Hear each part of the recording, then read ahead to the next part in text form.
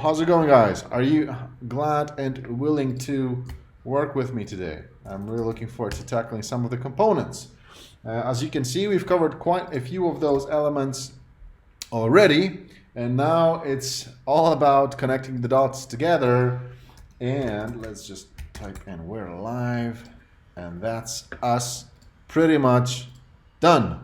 Okay, so let me see if my fancy artistic pen is working. It is, which is fantastic. So let's break it down, go a little bit further into the thing when it comes to what do we actually mean by design systems. So I wanted to welcome you to this design almanac and see where we all stand when it comes to design systems. We've covered quite a few elements so far when it comes to our last 2 or 3 weeks so far. But to recap, for those of you that are watching this not live, and for you that are here for the first time, I wanted to recap and kind of get into the gist of what we actually mean when we're talking about design systems. So when it comes to design systems, it's pretty much a consistent way to interact with our users, with our end users. And and that's pretty much the gist of this whole thing. To make it consistent, there's quite a few elements that need to be consistent right the way throughout the actual project, right the way throughout the actual system. And in order for us to do that, there's quite a few elements. And the first one is, let me just maybe do like a brush tool in our fancy Photoshop thing. Let me just go with maybe something red or something like that. So we've described the typography elements so far in the past, so we can do a recap of what that actually is. When it comes to typography, that's all the fonts, all the typefaces, all the sizes of those fonts, etc., that we're using in the actual system. The second one, and that also includes iconography, by the way. So any icons that are being used in the system are also very often changed into type. Into a web font. So therefore I kind of put the iconography into the typography element also. Then we have colors. So that's the color palettes, the colors we use in the entire system. And then we have the spacing of the elements within the actual ecosystem. So it's the grid layout, it's how many columns does the grid have, what is the incremental kind of spacing in between the elements and why is it that way, etc. And that's the first 3 elements. So once we've done the 1, 2, and 3, we can then dig deep into the actual designing and the creation of the components, and that's what we'll do today. I will use one example of how we would redesign Amazon.com when it comes to one of the components they're they're using very often. So that's when we break down all those 3 elements and we start to combine them into these fancy elements of the interface, of the user interface, to actually create that interaction with them. So we create the components, and that's the 4th element of the design system. Once we have a whole list of components, then we start to design some templates to basically showcase the do's and the don'ts of what we can actually be doing with those components, and that's step number 5 of the 5th element of the design system. And then second to last is the interaction model. So these are all the page transitions elements that show the user that it is an interactive system, that we click around and stuff happens. So the interaction is definitely something that's very crucial for us to actually do, and therefore we definitely need to tackle that one as well. And then it goes to copywriting, which is the last but not the least element, and that's the way we communicate with our users. So do we shout out the yo's into the public sphere, into the user sphere, or is it more polite and more kind of legally bound and compliant? So that's kind of the element when it comes to copywriting, and this basically forms the entire ecosystem of elements that we should be looking at when we're designing design systems. So if you've seen one of those lives before, you know that we're actually having a look at, let me just maybe do a new window, and we're going to go into Amazon.com. So as you probably remember, we've been doing this for quite some time. So we've been looking at Amazon.com, and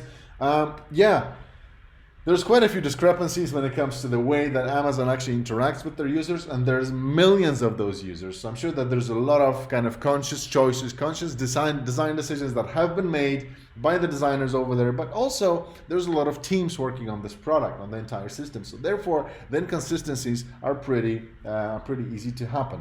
So therefore, I think that we've looked at this specific product page for this DualShock 4 wireless controller for PlayStation 4. I'm a PlayStation 4 owner myself, and the more I look at this controller, the more I'm thinking of getting it, although I haven't played a game in the last, I don't know, 2 or 3 years, or even more than that. So probably not. I probably won't get it because, I'll go back to gaming, which I don't want to do.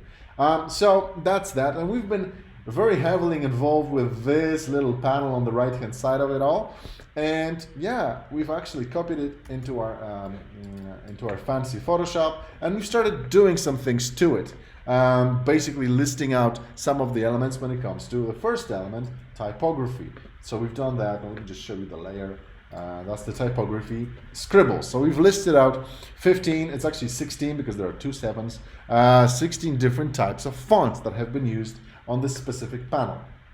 Then we went into the second one, which was colors. So we've highlighted all of the color, all of the different colors that have been used on this panel. And there's 17 of them. So that's the second one. And when it comes to spacing, we also have had a look at what kind of levels of spacing do we actually have on this specific panel. And we've actually highlighted like 18 different spacing elements that I'm not sure if they're different, but I would definitely need to look at pixel perfectly to make sure that I would check 18 of those, kind of 18 elements, to make sure what kind of levels of spacing do we have and is it consistent. So now it's time to kind of build on the knowledge that we've gathered. And let me just open up, is it this one? Yes, that's the one. And actually, let me just put it into my fancy brush mode. And what we will be covering today, there you go, let me just change that to a brush size. And what we'll cover today, guys, is we'll put the typography, the colors, and the spacing into one component that we will be designing today, and we will showcase how to combine those elements together to actually create these components and what you should be looking at with every component that you create. And I think that we'll have enough time over the next 20 minutes to actually design one of the components and maybe show you some of the elements that we're looking at when we're designing these, so that you can actually have a more practical approach and kind of an informed decision in your future work as well. So we will be doing components and looking at the panel itself. Let me just go back to here and maybe just create a new layer, and I'll name that components. There you go.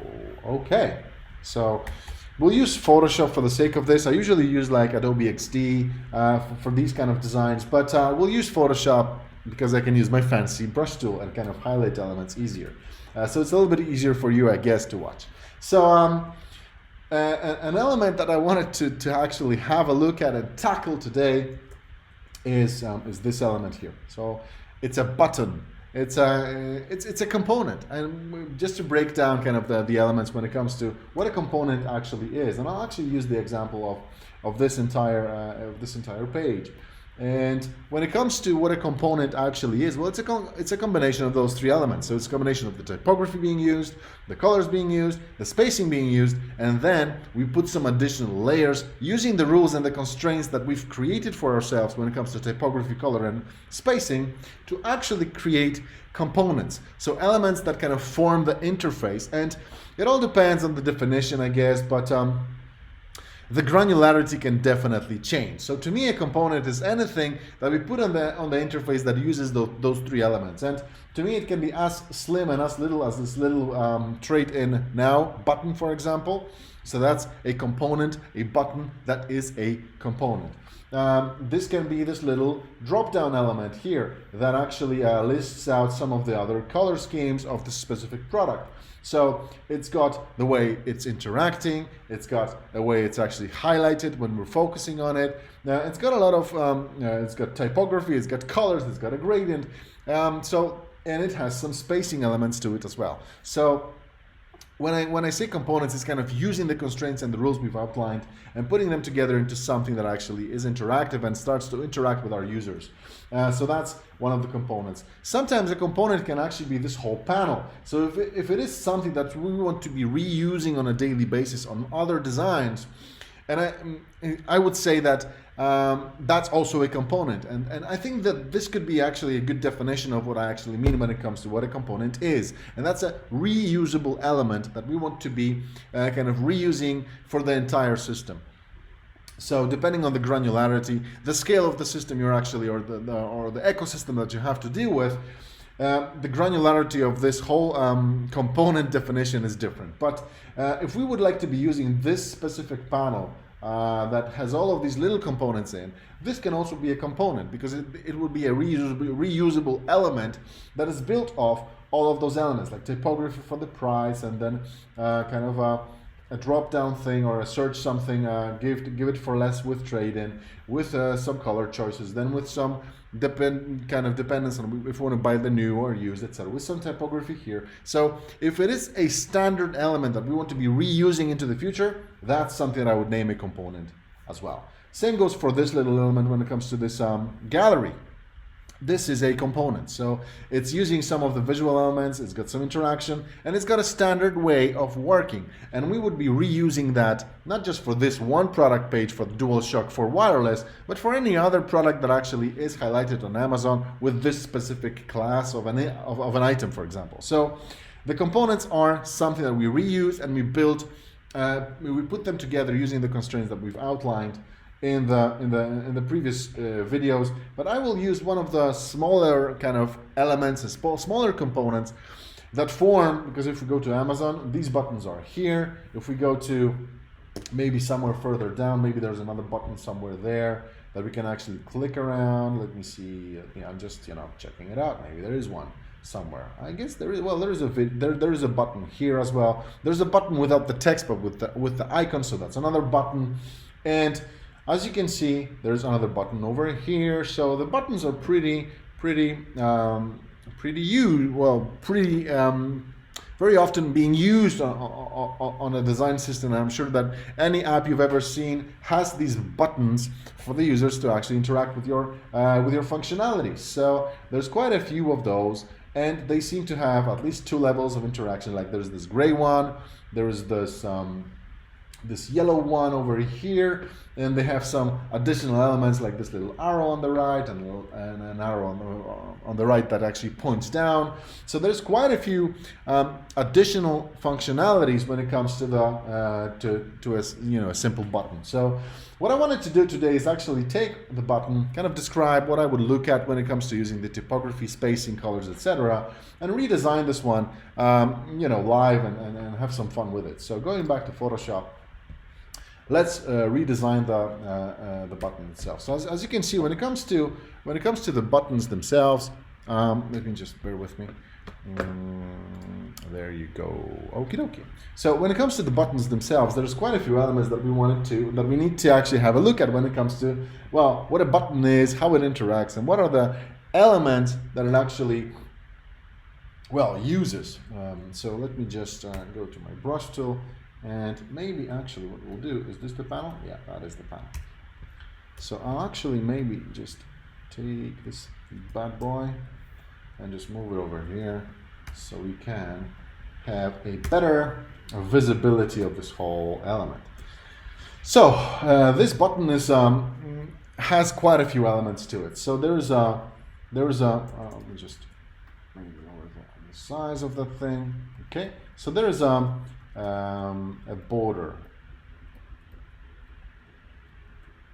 There is a background, but in this specific case, background color, and in this specific case, it's actually a gradient, right? Because it goes from this darker yellowish to this lighter yellowish. There's a border that has, I think it's like one pixel in thickness, and it's gray-ish. There's a typography element here, so there's like a typography. So somebody has decided to put this this kind of a typeface on it. It's not uppercase, it's just lowercase, and it's built of three words, and the C is being capitalized and the A is being capitalized. So there are some rules of engaging with this specific button when we're actually designing them, because I believe that these are conscious choices that somebody made, that the C or the main elements of the interactivity or the information on the button is going to be capitalized because it is important. So that's that. And then we have this little iconography on the very left hand side of that button, and yeah, there's quite a few elements that it has as a button itself. But let's break it down when it comes to what we actually mean when it comes to each of one of those elements. So we have the gradient, so we have the color of the background, right? So it goes from this dark yellow to this one. We have the border, which is like 1 pixel, a little bit of a grayish color, and that's cool as well. We have the typography, so it has the size, it has the color itself. So this one's obviously black or really dark gray. It's got the style, right? So it's got the style of the font, and obviously the weight. And yeah, and some of the, is it a thick font? Is it uppercase or is it lowercase? Is it uppercase? So these kind of decoration elements when it comes to the actual font, how to make it stand out on top of the weight, the size, and the color, etc. So that's the typography. We have an iconography element here. So there's an iconography. There is another background. I'm just going to go BG. There's another border. So there's another border around that specific background element, on top of which the icon is actually sitting. And there's quite a few elements that I don't understand when it comes to this specific button being designed. And I'm sure that there was a conscious kind of decision when it comes to designing these things and putting them together. But yeah, I'll actually use a different color to describe those. And the first one would be the elements related to the internal spacing of that specific button, and that's it's called padding. So I'll use a different color. So there's a distance, or maybe I'll use something a little bit darker. Let me just bear with me. Bear with me. Let me just maybe do a little bit of a darker color. I hope that it's going to be visible. Is it going to be visible? Let me see it.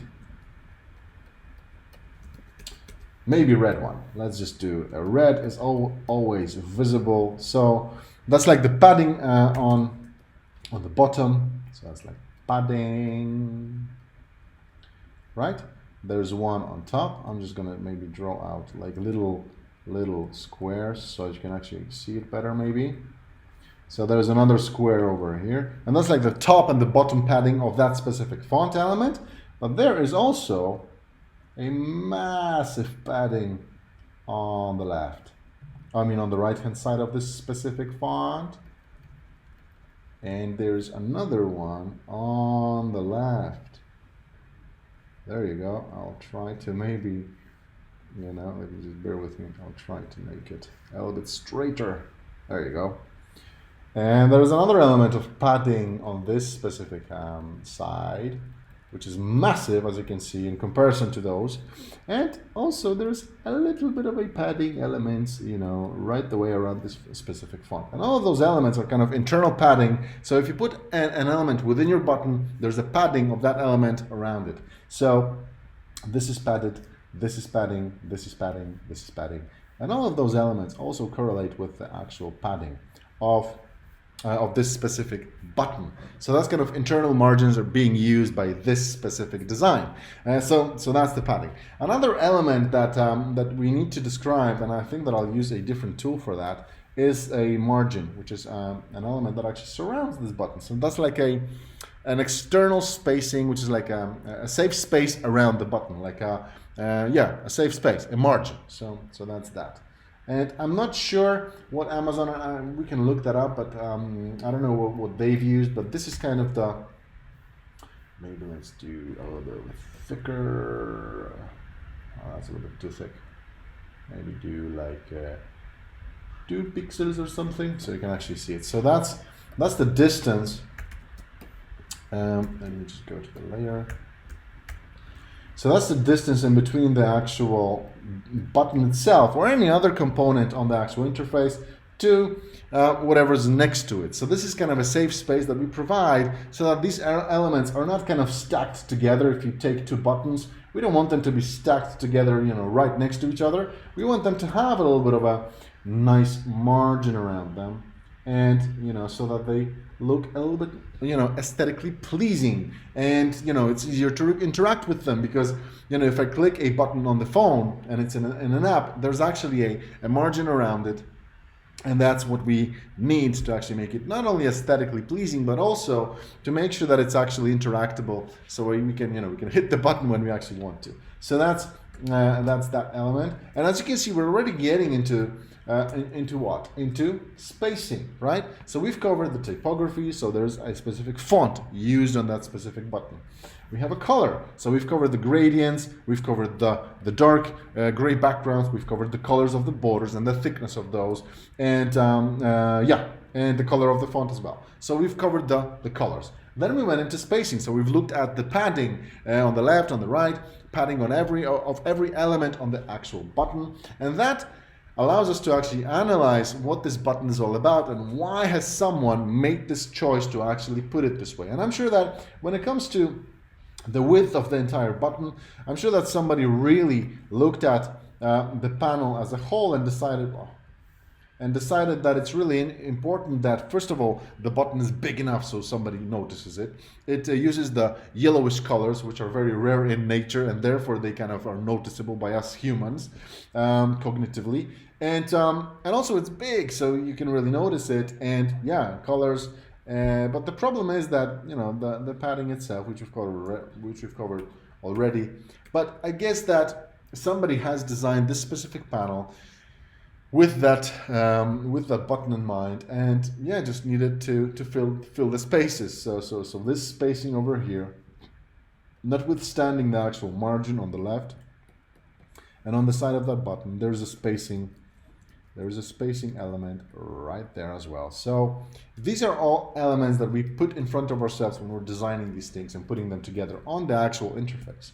Okay, going back to our beautiful button and trying to kind of make a conscious choice about how to redesign it. There's one element that's missing that has been used very, very frequently, and it's kind of a foundation of the Google material design, and that's the shadow of those elements. So kind of each element, when it comes to Google Materials, is on a specific kind of layer in 3D, if you like. And they've put a lot of effort into actually making sure that that the shadows being used by specific elements actually correspond with the interactivity of the buttons and the interface elements. So as you can see, the Amazon buttons are missing that. So there is no shadow. No shadow. There you go. So there is no shadow for those specific elements, and that must have been a conscious decision about what it's all about and why it's there. So we've covered the color, we've covered the spacing elements, and we've unraveled the mysteries behind the actual buttons on Amazon, or the primary action button, I guess, because there's a few elements when it comes to buttons. There's a primary action button, and that's kind of the primary action that you want the user to actually do, and specifically if you want to design something that sells products online, the primary action button that you want, or the primary action that you want the user to actually undertake, is adding to cart, buying stuff. And secondary action buttons or secondary action interaction elements on the screen are all the other elements. They're still interactive, they still form, they're similar in the way that they look like, so that the user can anticipate a consistent interaction with those. But at the end of the day, they are less visible because they are less important to the actual business running Amazon. They want us to buy these things and add them to carts rather than adding them to lists. And that's why this button is specifically yeah, well, yellow and kind of noticeable. And this one is a little bit kind of grayish. It's actually subdivided also with this line, so that you're being forced to, well, not forced, but kind of made aware that we want you to actually go and add it to cart rather than adding it to the list. So there's a specific way to, somebody made that decision, and that's a cool decision to do, to make. Okay, so that's the breakdown of these elements, and I would like to now maybe try and redesign this button. If we'd be designing something like that, and we had a button with an icon to actually redesign, how would we actually look at it from the perspective of the padding, margins, etc. So okay, so let's just break it down and see what we could come up with. So let's I'm gonna do there is a small rounded corner. Is that one of the elements that we haven't covered yet? Oh, yes, there is. There you go, guys. See, that's the thing. So there's another element that we haven't covered here, and that's the rounded corners. Right? So this specific element has got these, I think it's like maybe 2, maybe 3 pixel rounded corner. As you can see over here, it's noticeable, I guess. So somebody has rounded the corners a little bit. So that's why I'm gonna take a rounded corner rectangle to actually redesign this whole thing to make it different, and show you some of the elements when it comes to how to design a button in a proper way. So let me just put it somewhere around here, and I'm going to do like maybe increase that padding dramatically so that it's maybe a little bit nicer when it comes to kind of more visually pleasing. We can even go even further than that, but for the time being, and I'm gonna maybe also use actually we're not gonna be using borders at all. So let's just go with a fill. And I think that with Photoshop, it's vastly better when it comes to designing these things in actually Adobe XD.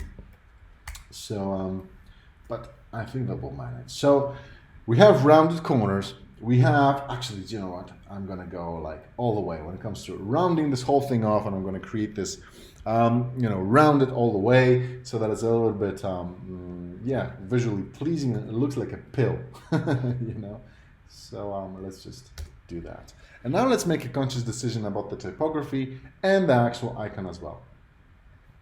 So let's break this thing down. Okay, let me just use a type, and let's do add to cart. This is obviously too big, but let's just break it down. Add to cart.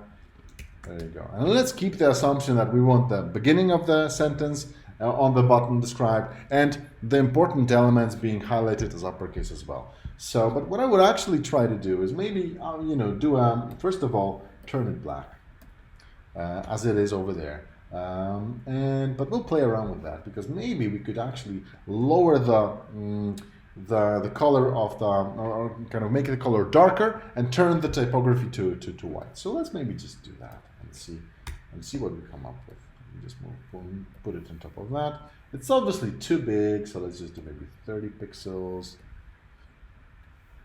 There you go. And let's go to paragraph, kind of put it in the middle so we can actually align those elements together. There you go. There's an alignment element at the very top here at Photoshop if you haven't used it. I've highlighted something strange. There you go. There you go. Okay. So that's kind of, oh, come on, man. Which one is it? So this is the rounded rectangle. Sorry, guys. It's Monday morning. So that's that. So we are rounded. Now, what I would actually do, I think that the whole gradient, maybe, you know what, guys? Let's keep with the yellowish element when it comes to Amazon, and maybe let's go here to the layer styles. In Photoshop, I need to do it this way, and in XD, I would do it differently. But let's do a gradient overlay. This is, as you can see, our 99 grid colors, being kind of as a default gradient that we use. But let's use the gradient when it comes to Amazon. maybe just, yeah, and I'll actually try to use the colors. Maybe it's like a little bit darker on this side, and that's fine. And then we're gonna take this one and we're gonna take this color. There you go. And obviously, as you can see, the actual kind of contrast of that font, you know, disappears pretty quickly. So I think that we'll be having to going back to something a little bit blackish or a little bit darker when it comes to the font. But that's it. And also we can do it left to right, or we can do it top to bottom like the guys at Amazon did it, right? So maybe, yeah, that's fine. So let's just do that, and that's fine. Now, since we've done that, it does seem to me like there is you know, some sort of a border missing, and I'm sure that that's one of the reasons that the guys at Amazon actually did it. So I would go back and maybe do like a little bit of a grayish, maybe even lighter than that, something like that when it comes to really like light. That's a little bit too light. A really light border color like this one. Yeah, that's fine. And maybe let's do it, I don't know, 2 pixels or something. Maybe. Do you know what, guys? I'm not gonna do it. I'm just gonna leave it without it and just worry about the font. So we've got rid of the border altogether. And now, since this font is this is objective and it's pretty pretty thickish, so we don't need it to be this thickish. And again, going back to typography, right? If we have it, if we had it kind of standardized, it would be a little bit easier for us to do it now. But every time you put typography, spacing, and colors together into a component, there's always a checkpoint. There's always a test. Have our decisions been good enough? So you would create the components, and then we put those things together, and they start to misalign a little bit. And that's when we kind of go back and forth, back and forth, back and forth between the components themselves once we start to design them, and the typography, and the colors, and the spacing elements, etc. So this is really dark, this is really thick, so it's a little bit too big when it comes to using it here. So what I would do is basically I'll leave the font face being objective because we don't really care. It's like maybe do a medium. Okay, that's better. I think that it's a little bit too big still. But I'll tell you exactly what we should be doing when it comes to the size of the font and the size of the button related to the font. But I'll play around with maybe a little bit of the visual, so I'll uppercase that a little bit, and maybe I'll work on the kerning. Maybe I'll increase the kerning a little bit, maybe to 100. So that's the spacing of the letters on the actual thing. Maybe I'll even go a little bit smaller than that, and maybe because now it's smaller and kerned, I'll increase the actual weight of the font. So it's all covered in the typography aspect when we were actually doing this, and I think that we're pretty okay when it comes to that as a concept. But when it comes to the padding of those elements now, there's a specific way to actually do it, and the way that I usually try to come up with these things. Let me just go back to our scribbles and put them on top, maybe. The way that I try to do it, usually, I'll go back to maybe this red, is to add, well, this is like one spacing element, or the padding internally, and there's another one over here. So the way that I try to do these is use some sort of a module again, and we've described the modules, kind of the module of spacing within our spacing element previously. So let me just remind you about that. That's the panels. That's the design system. Where are these bloody spacing elements? There you go. So we've got like 3, 6, 12, 18, 24 pixels, whatever. So the way that I usually start to make that decision is using the font itself. So I go to the font, I take the add to cart font, and I copy it with either Control C, Control V, or Command C, Command V on the Mac, or I actually hold Option key on the Mac and then drag and drop elements so that I actually copy them. And the way that I do it is I take the widest letter in the alphabet, which is W.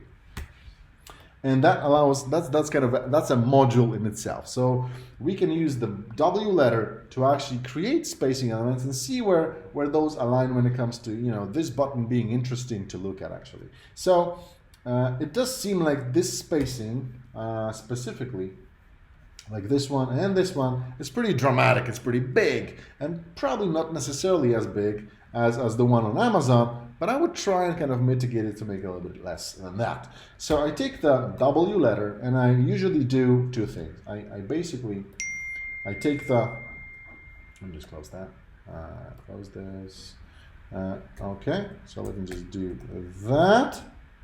I take two W's on the right, I take two W's on the left, and let me just maybe change the color of that. Kaboom, kaboom, and let's make it also red. There you go. And I take one W on top, but this time I turn it around by 90 degrees. So I've taken the font that I'm actually using and I want to use on the button itself, and I kind of put the W's, the widest letters, on it to kind of create this padding element for me. And then I go back to the actual kind of button itself, and I scale it down so that it actually fits those. And let's see if I've buggered it up all the way, or is it kind of semi-decent. And just take the W's themselves, I'll group them, and I'll do that. Right? And that would be something that we can work with, and that will be a starting point for us. And now, since it's the paddings are different, I would maybe go back and yeah, and just rework it a little bit. And obviously, maybe the kerning is a little bit too much, and it's always going back and forth, back and forth, back and forth, and between those. But because we've changed the kerning, now we would need to go back to the padding of those elements, because as you can see, we've created a space here. So I'll undo that, and this would be the first starting point into building this specific component, which is the button. So I've got the padding down, I've got the typography down, and I've got the colors down, and I know that, you know, maybe I should add a shadow or something, because we haven't been using a shadow here on the Amazon on the original button, but maybe for this specific element we could do. So I can just go do a drop shadow. I'm gonna do it, it's obviously too big.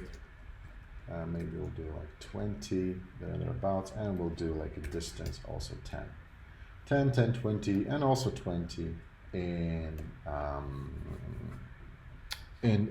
actual opacity. Yeah, so that's kind of, you know, that's the way that I would approach this thing when it comes to, you know, redesigning this specific button, using the same colors, getting rid of the border, adding a shadow instead of that, for example. But we're still missing one thing, which is this little icon when it comes to, and let me see if I can find a shopping basket icon, PNG file, no border, graphics, and I'm sure we can find one and use it. Let me just take this one. Doesn't really matter. Is it okay? That's strange. Maybe this one. Free pick. Let's see it. Okay, that's fantastic. So we'll just use that one. Okie dokie. There you go. We can use. Oh, come on, Photoshop.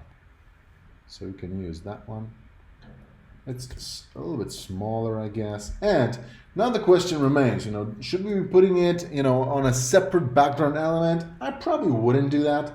So I can go back to our button, maybe copy it actually, so that we can actually have another version of the button. When it comes to building components, it's always about versions and variants of the specific component, because we want to have a button that's a standard button, no iconography. We don't want to force the designer to have a task of providing an icon for every button in the system. That can be an overwhelming task for the developers and for the designers themselves. So we want to have standard buttons to start with. But then we want to have some additional ways of interacting and possibly adding an iconography there. So the question is, how do we do this? Well, as you remember, there are padding elements, or there is padding to every element we put on the actual button. So the way that I do this, let me see this. Oh, come on. So the way that I usually try to do this, is this going to work? Okay, I'll just break it down over there. So the way that I usually do this is I want to have kind of, it's called white space. So I want to have enough of a white space, so it kind of, again, a padding around this specific icon element, so that it actually makes sense and is visually pleasing.